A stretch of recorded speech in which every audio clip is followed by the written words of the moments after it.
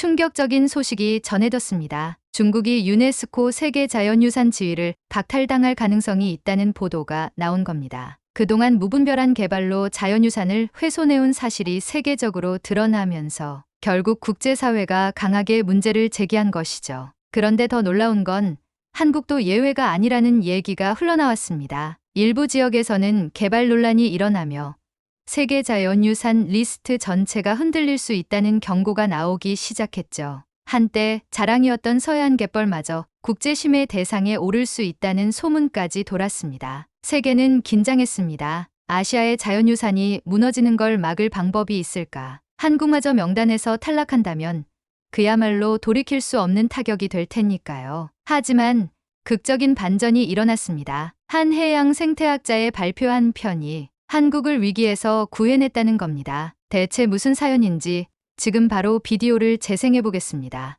잠깐 1초밖에 안 걸리는 좋아요 버튼을 눌러주시면요. 비디오가 잘 돌아간대요.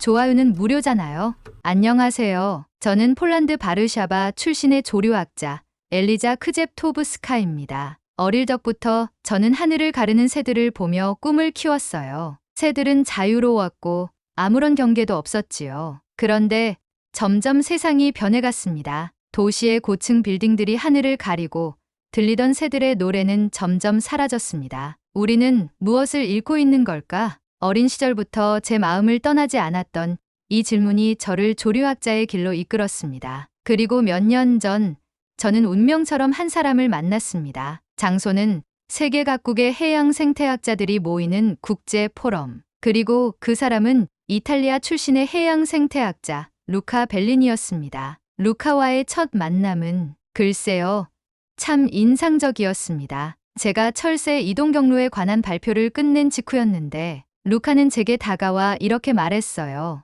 데이터가 너무 감성적이네요. 신뢰성을 보완해야 할 것 같습니다. 순간 제 입꼬리가 실룩거렸습니다. 칭찬을 기대했건만 돌아온 것은 차가운 분석. 저는 웃으며 대답했습니다. 감성 없는 데이터는 죽은 데이터죠. 그 순간 루카의 눈썹이 살짝 들리는 걸 봤습니다. 마치 이 사람 좀 다른데 하는 표정이었죠. 그날 이후 우리는 자주 부딪혔습니다. 저는 본능과 느낌을 중시했고 루카는 논리와 수치를 중시했습니다. 저는 철새의 비상을 보며 감탄했지만 루카는 바람의 속도와 방향을 계산했습니다. 가끔은 서로를 이해하지 못해 한숨을 쉬었고 가끔은 피식 웃기도 했습니다. 하지만 묘하게도 우리는 서로에게 점점 빠져들고 있었습니다. 루카는 제게 말했습니다. 당신은 세상을 시처럼 바라보는군요. 저는 장난스럽게 대답했습니다. 당신은 세상을 수학 문제처럼 보잖아요. 서로 다르지만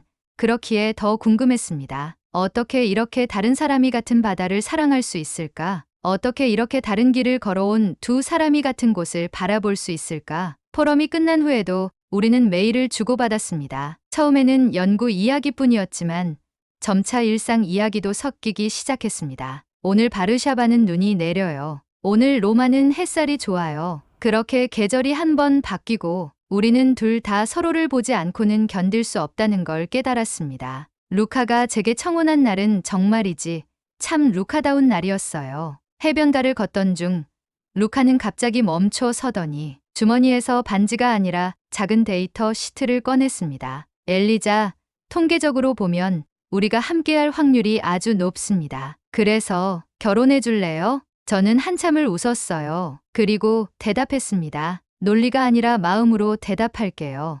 예스. 우리는 바다를 배경으로 소박한 결혼식을 올렸습니다. 하객은 많지 않았지만 파도 소리와 갈매기들의 축복이 가득했어요. 이제 우리는 조류학과 해양생태학을 아우르는 부부 연구자가 되었습니다. 루카는 여전히 데이터와 그래프를 사랑하고 저는 여전히 새들의 눈빛을 읽습니다. 가끔은 루카가 계산기를 두드리는 소리에 제가 눈살을 찌푸리기도 하고 가끔은 제가 감성에 젖어 있는 걸 루카가 걱정하기도 하지만 우리는 서로를 완성해가고 있었습니다. 그렇게 행복한 나날을 보내던 어느 날 운명의 뉴스가 찾아왔습니다. 중국 연안의 유네스코 세계자연유산 갯벌 대규모 매립 개발 착수. 순간 숨이 막히는 듯 했습니다. 저는 철새들의 서식지가 파괴된다는 사실에 몸이 굳었습니다. 떨리는 손으로 기사를 루카에게 보여주자 루카는 차분히 화면을 바라보다가 조용히 말했습니다. 감정만으로는 안 돼. 데이터부터 확인하자. 솔직히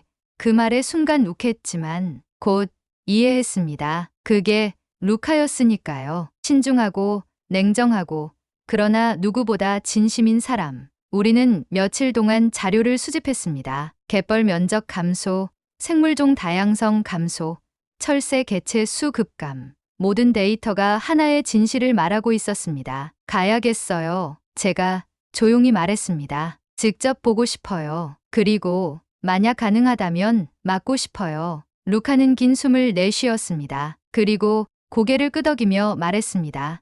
좋아, 같이 가자. 그렇게 우리는 비행기를 탔습니다. 창밖으로 흐르는 구름을 보며 저는 속으로 기도했습니다. 부디 아직 늦지 않았기를. 그때까지만 해도 몰랐습니다. 그 여정이 우리 삶을 완전히 바꿔놓을 거라는 것을요. 비행기에서 내려 중국 동부 해안으로 이동하던 길. 제 가슴 한켠은 조용히 무너지고 있었습니다. 루카는 평소처럼 태블릿을 켜놓고 위성 지도와 기후 데이터, 매립 시기 등을 차례로 정리했지만 저는 멍하니 창밖을 내다보며 기도처럼 중얼거렸습니다. 아직 살아있기를. 우리가 향한 곳은 불과 몇 해 전까지만 해도 유네스코 세계자연유산으로 등재된 중국 갯벌이었습니다. 수많은 철새들이 이곳에 내려앉아 쉬어갔고 다양한 저서 생물들이 생태 피라미드의 근간을 이루던 땅이었죠. 그런데 그 생명의 터전이 개발이라는 이름 아래 얼마나 망가졌는지 확인하는 일이 그날 우리의 첫 번째 목적이었습니다. 그리고 그곳에 발을 디딘 순간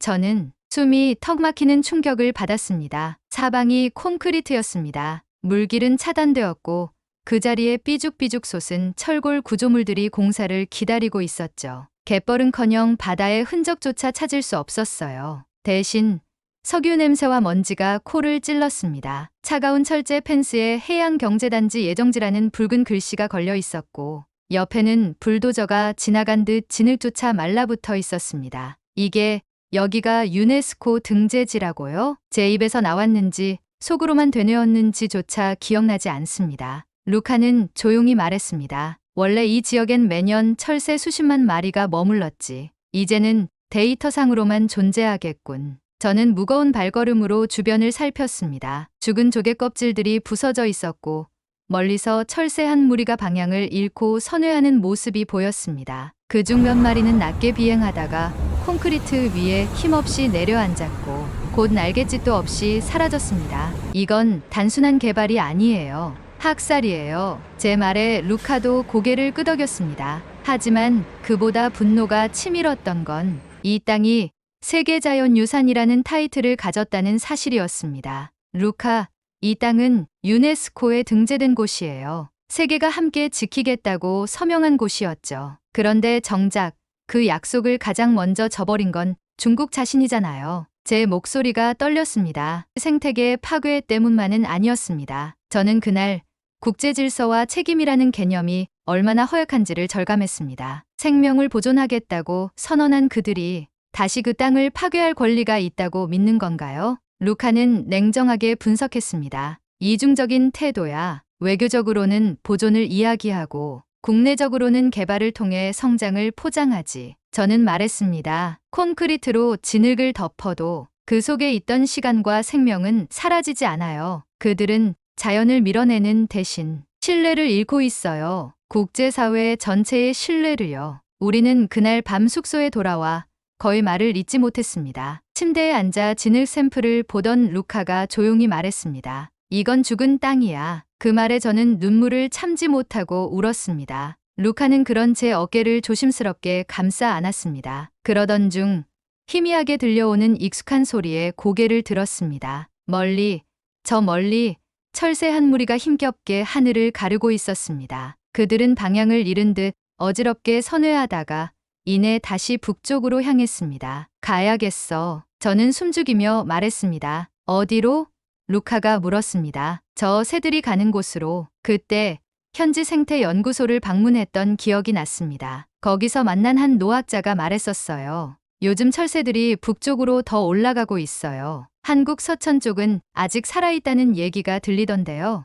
서천. 그 이름이 제 가슴 속에 파고들었습니다. 루카, 한국으로 가야 해요. 서천 갯벌로. 루카는 잠시 망설였지만 이내 고개를 끄덕였습니다. 좋아. 하지만 이번엔 체계적으로 가자. 데이터와 기록을 모두 준비해서. 그의 말에 저는 힘주어 고개를 끄덕였습니다. 이번에는 눈물로만 남기고 싶지 않았습니다. 우리는 중국에서 급하게 철수했습니다. 떠나기 전 마지막으로 매립지 근처에 섰을 때 저는 진흙 한 줌을 손에 쥐었습니다. 이 진흙은 더 이상 숨 쉬지 않았습니다. 차갑고 메마르고 생명이 사라진 죽음의 땅이었습니다. 살릴 수 있을까? 저는 중얼거렸습니다. 루카는 조용히 제 어깨에 손을 얹었습니다. 아직 희망이 있어. 우리는 본 거야. 새들이 아직 날고 있다는 걸. 그 말에 저는 다시 고개를 들었습니다. 비행기를 갈아타 한국 인천공항에 도착했을 때 우리는 서로 말없이 손을 잡았습니다. 이제 우리의 여정은 다시 시작이었습니다. 우리는 곧바로 서천으로 향했습니다. 버스 창밖으로 흐르는 풍경이 중국과는 달랐습니다. 산과 강, 들판과 하늘, 그리고 사람들이 어딘가 다르게 느껴졌어요. 더 살아있고, 더 부드럽고, 더 따뜻했습니다. 서천에 도착한 첫날, 우리는 갯벌을 찾아갔습니다. 그리고 그곳에서 기적을 보았습니다. 끝없이 펼쳐진 갯벌 위에 수천 마리의 철새들이 내려앉아 있었습니다. 그들은 먹이를 찾고 깃털을 다듬고 서로 노래하며 살아 있었습니다. 바람은 짭조름한 바다 내음을 품고 있었고 진흙은 부드럽게 숨을 쉬고 있었습니다. 저는 그 자리에서 주저앉아 눈물을 흘렸습니다. 살아있어. 여긴 아직 살아있어. 루카도 가만히 무릎을 꿇었습니다. 그는 조심스럽게 손으로 진흙을 만졌습니다. 이건 살아있는 땅이야. 그 순간 저는 확신했습니다. 우리가 이곳을 지켜야 한다는 걸요. 철새들은 다시 하늘로 날아올랐습니다. 그들의 날개짓은 마치 희망의 깃발처럼 느껴졌습니다. 철새들을 바라보며 갯벌을 걷던 중 진흙이 푹 꺼지는 소리와 함께 살아있는 땅이 제 발을 감싸 안는 듯한 느낌이 들었어요. 그건 말로 설명할 수 없는 감각이었습니다. 하늘을 올려다보니 수백 마리의 철새들이 유유히 떠돌고 서천 갯벌은 철새뿐 아니라 마을 사람들의 삶도 함께 숨쉬고 있는 곳이었습니다. 아이들이 해설사의 설명을 들으며 바지락을 캐고 있었고 어르신들은 그 옆에서 조개 분류법을 알려주고 계셨습니다. 여기 조개는 숨구멍을 보고도 구분할 수 있어요. 이렇게 세 가닥으로 갈라진 건 황석어 조개예요. 한 초등학생이 제게 조심스럽게 설명해 주었습니다. 저는 웃으며 아이의 손을 바라보았습니다. 갯벌은 단지 생물만 자라는 곳이 아니었습니다. 기억이 쌓이고 세대가 이어지는 곳이기도 했습니다. 다음으로 우리는 고창갯벌을 찾았습니다. 이곳은 해양보호구역으로 지정되어 있었고 염생식물이 갯벌을 따라 무성하게 자라고 있었습니다. 해양생물학자인 현지 연구자 김하윤 박사님이 저희를 안내해 주셨습니다. 이 식물들 보이시죠?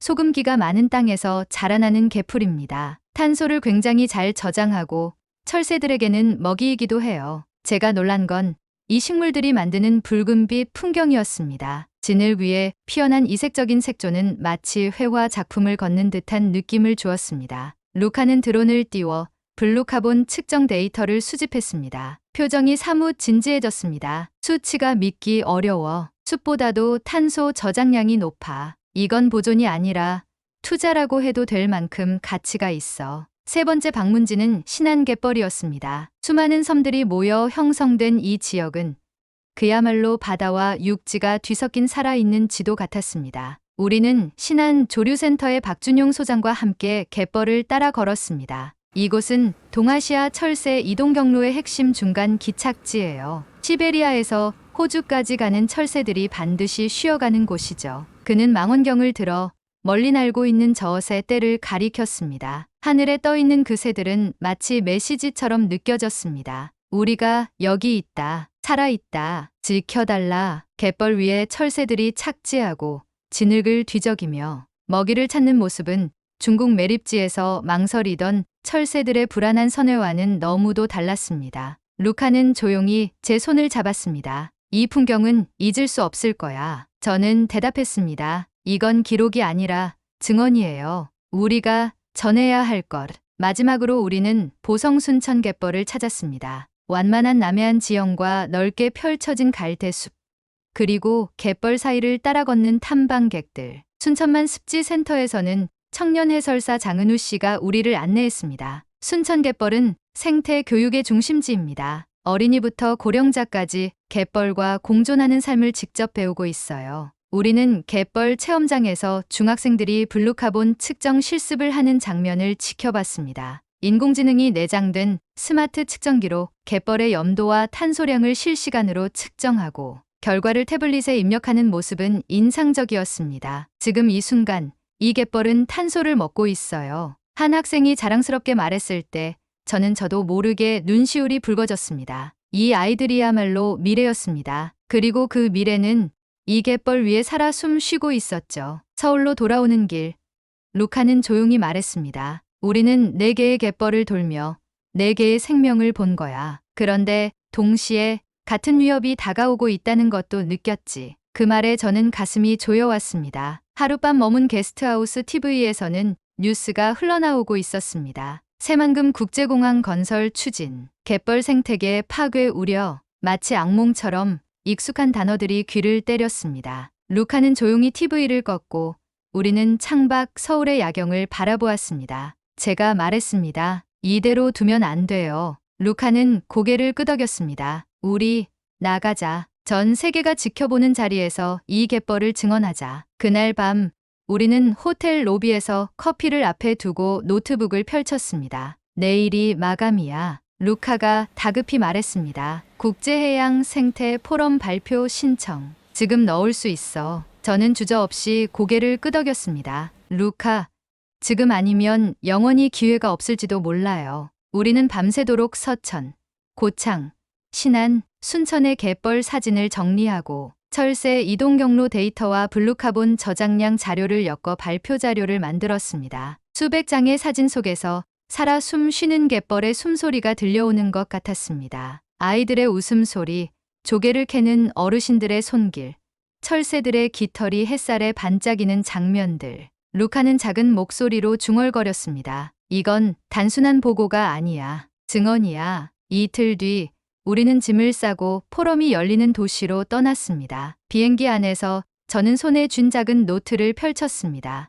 맨 앞장에는 이렇게 적혀 있었습니다. 새들이 날 수 있으려면 내려앉을 땅이 필요하다. 제 손끝이 그 문장을 부드럽게 어루만졌습니다. 우리가 해야 할 일은 이 땅을 지켜야 할 이유를 세상에 전하는 것이었습니다. 포럼 회의실은 새벽부터 붐볐습니다. 이탈리아, 호주, 일본, 독일, 미국 수십 개국에서 온 해양 생태 전문가들과 환경운동가들이 자리를 채우고 있었습니다. 대형 스크린에는 푸른 지구의 모습이 투사되고 있었고 무대 한편에는 우리의 푸른 심장, 우리의 공동 미래라는 문구가 걸려 있었습니다. 루카와 저는 나란히 앉아 마지막 슬라이드를 다시 검토했습니다. 제 손은 약간 떨리고 있었지만 심장은 조용히 확신을 고동치고 있었습니다. 진행자가 마이크를 잡았습니다. 다음 발표자는 폴란드 출신 조류학자 엘리자 크제프토브스카 박사와 이탈리아 해양 생태학자 루카 벨리니 박사입니다. 두 분은 최근 아시아 주요 갯벌 지역의 생태 변화 조사를 마치고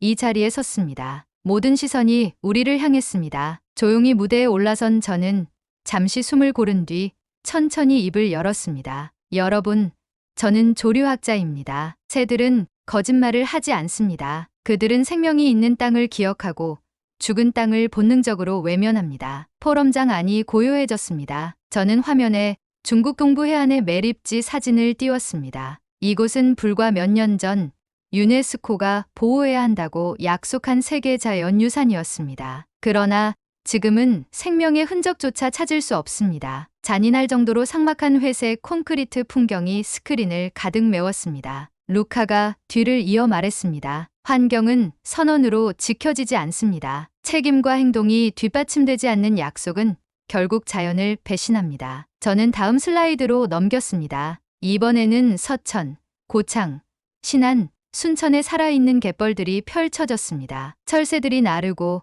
아이들이 갯벌을 배우며 어민들이 바지락을 캐는 모습들. 반면 한국의 갯벌은 아직 살아있습니다. 그들은 갯벌을 단순한 지늘기 아닌 미래 세대와 공유해야 할 생명의 터전으로 여깁니다. 루카는 데이터 자료를 보여주었습니다. 한국 갯벌은 매년 수십만 톤의 이산화탄소를 저장하고 있습니다. 이는 단순한 자연보호가 아니라 기후위기 대응의 최전선입니다. 화면에는 블루카본 수치, 철새 이동 경로, 지역 주민들과의 인터뷰 장면이 빠르게 이어졌습니다. 저는 마지막으로 작은 쪽지를 꺼내 들었습니다. 포럼장 스크린에 한 문장이 떴습니다. 새들이 날 수 있으려면 내려앉을 땅이 필요하다. 제 목소리는 살짝 떨렸지만 확고했습니다. 우리는 하늘을 꿈꾸지만 땅을 잊어서는 안 됩니다. 지금 우리가 선택하는 방식이 다음 세대의 하늘을 결정합니다. 한국 갯벌은 그 희망의 땅입니다. 발표가 끝났을 때 한동안 침묵이 흘렀습니다. 그리고 천천히 그러나 확실하게 박수가 퍼지기 시작했습니다. 처음에는 몇몇 좌석에서 곧 이어 회의장 전체로. 발표 후 우리는 수십 명의 대표들과 언론인들에게 둘러싸였습니다. 호주 대표는 말했습니다. 지구 반대편에서 새들이 내려올 수 있는 곳이 남아있다는 사실이 감동적입니다. 프랑스 대표는 손을 내밀며 말했습니다. 블루카본 거래 시스템을 한국과 공동으로 연구하고 싶습니다. 한국 갯벌 모델을 유럽 연안에도 적용할 수 있을 거예요. 중국 대표조차 조심스럽게 다가와 말했습니다. 우리도 과거의 실수를 반성하고 있습니다. 앞으로는 보존을 더 진지하게 고민하겠습니다. 루카는 조용히 제 손을 잡았습니다. 그의 손은 약간 차가웠지만 단단했습니다. 해냈어, 엘리자. 저는 웃었습니다. 우리가 바꾼 건 세계 전체는 아니었지만 적어도 누군가의 마음 하나쯤은 흔들어 놓을 수 있었던 것 같았습니다. 며칠 후 국제 포럼의 공식 성명서가 발표되었습니다. 갯벌 보호를 위한 국제 협력 강화, 블루카본 생태계 보전 우선 선언, 한국 갯벌 모델의 글로벌 확산 추진, 그리고 무엇보다 감격스러웠던 건 한국 정부가 새만금 신공항 개발 계획을 전면 재검토하기로 했다는 뉴스였습니다. 환경영향평가, 재실시 및 기존 매립 계획 수정 검토, 짧은 한 줄이었지만 그 안에는 수많은 생명들의 숨결이 담겨 있었습니다. 지금 저는 루카와 함께 다시 서천 갯벌을 걷고 있습니다. 하늘에는 철새들이 길게 줄지어 날고 있습니다. 바다는 조용히 들이쉬고 내쉬고 지늙은 햇살을 머금고 숨을 쉬고 있습니다. 루카가 말했습니다. 우린 이곳에 약속을 묻고 간 거야. 저는 갯벌 위에 무릎을 꿇고 손으로 진흙을 살짝 만졌습니다. 그 부드럽고 따뜻한 감촉이 손끝을 타고 심장까지 번졌습니다. 네, 루카, 우리가 지킨 건 이 땅이 아니라 미래였어요. 멀리서 작은 새 한 마리가 날아왔습니다. 그 새는 우리 머리 위를 한 바퀴 선회하더니 고요히 갯벌 위에 내려앉았습니다. 그 순간 저는 확신했습니다. 우리가 걸어온 모든 여정은 바로 이 작은 새 하나를 위해서였다는 것을, 그리고 이 땅은 여전히 숨 쉬고 있다는 것을. 오늘의 사연은 여기까지입니다. 오늘 사연에 대한 여러분의 생각을 댓글로 남겨 감동 비디오의 마지막을 장식해주세요. 그리고 오늘의 비디오가 공감이 되신다면 구독, 좋아요 한 번씩 부탁드리겠습니다. 여러분의 댓글 하나하나가 영상을 제작하는데 큰 힘이 됩니다. 다음엔 더 흥미로운 사연으로 여러분을 찾아뵙겠습니다. 시청해주셔서 감사합니다.